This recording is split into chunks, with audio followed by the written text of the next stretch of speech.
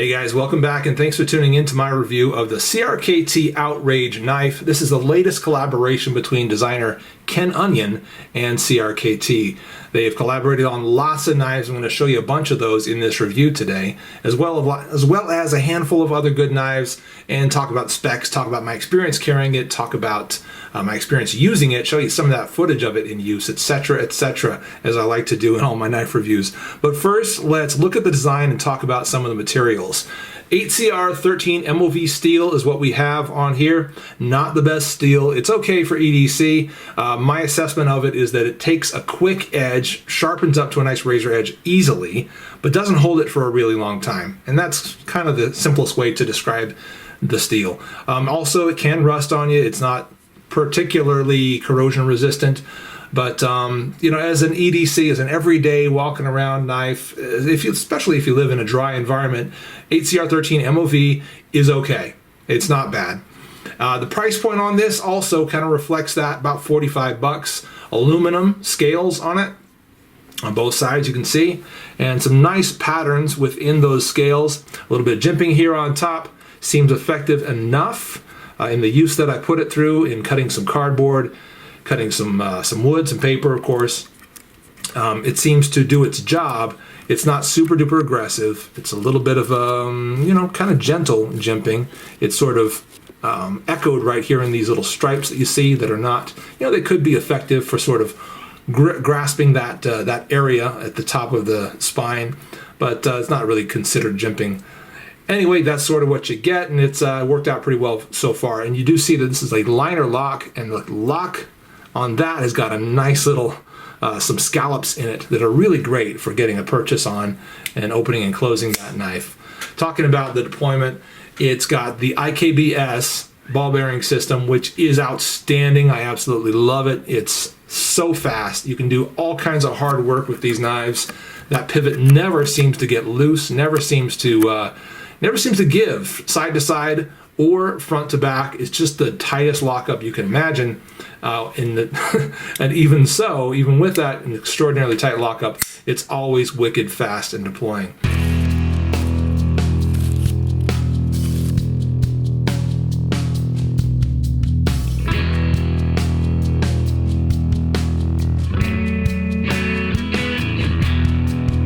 We could talk about the blade shape, I suppose, which is interesting to look at.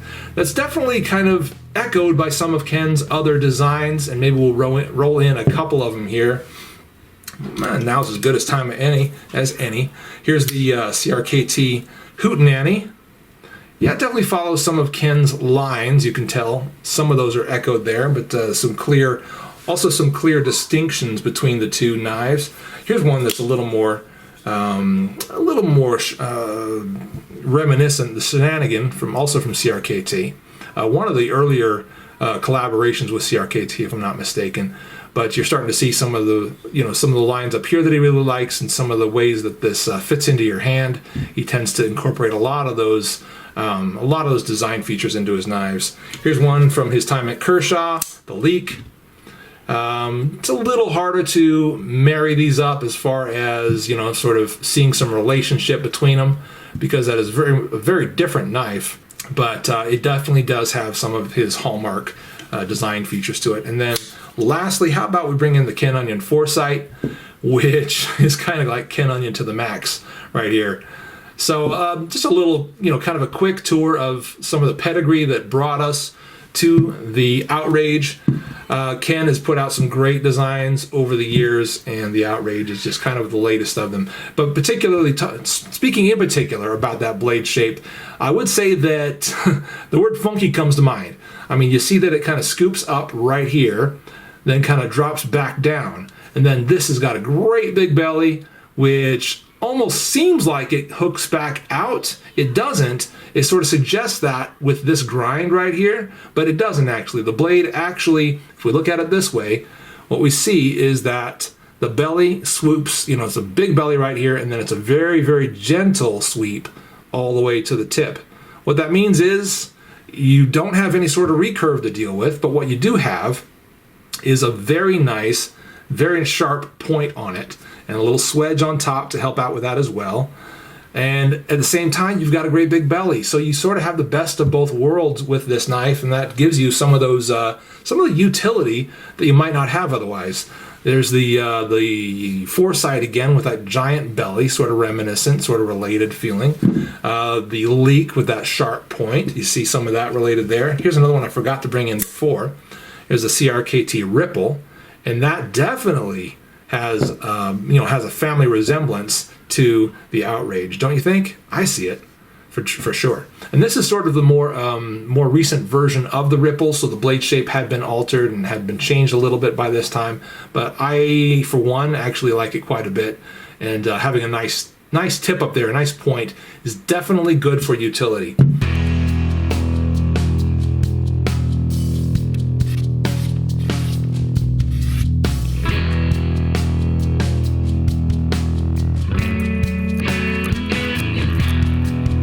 We could talk about the pocket clip, which is deep carry, as you can tell there, non-reversible. It is built to go right here and nowhere else. Let's line up just a handful of other knives for the Outrage to stack up against. Maybe we'll zoom out briefly for this. We've looked at them a little bit throughout the video.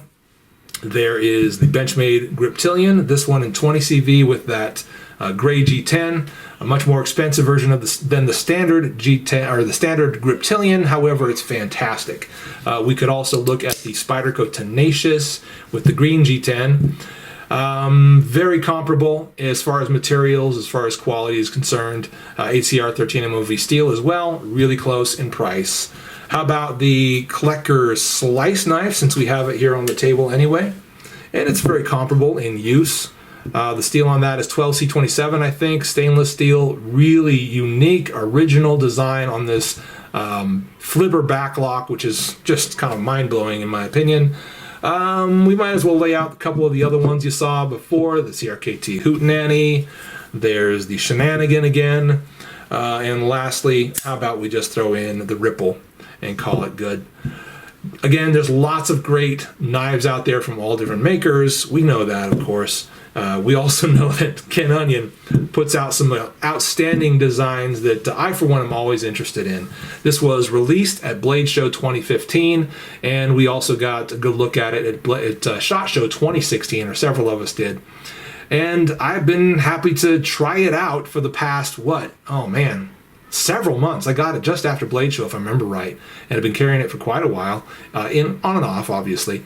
But I like it as a knife, as an EDC. It carries really well, obviously deep carry, and it's comfortable in hand, resharpens readily. Love that IKBS flipper action. A lot of good things to look at with this knife for sure. Is it still on there? I gotta rub it off. There was a little bit of blood right here on the handle. I think I might have already rubbed it off. Yeah, that's where this came from. Doing a little bit of testing today. Didn't cut myself with a knife, actually. Scratched myself on the wood, but it was bleeding pretty good. All right, guys, that's been my review of the CRKT Outrage. I do think it's a pretty awesome EDC for not a bad price. I'm Late Boy Scout. Thanks for watching. We'll see y'all later. Pocket clip way back here, following the spine of the knife, which is a very cool thing. Helps it to sort of disappear in pocket. It also adds to the comfort ergonomically, because that is sort of back in the meat of your palm rather than fighting with your pinky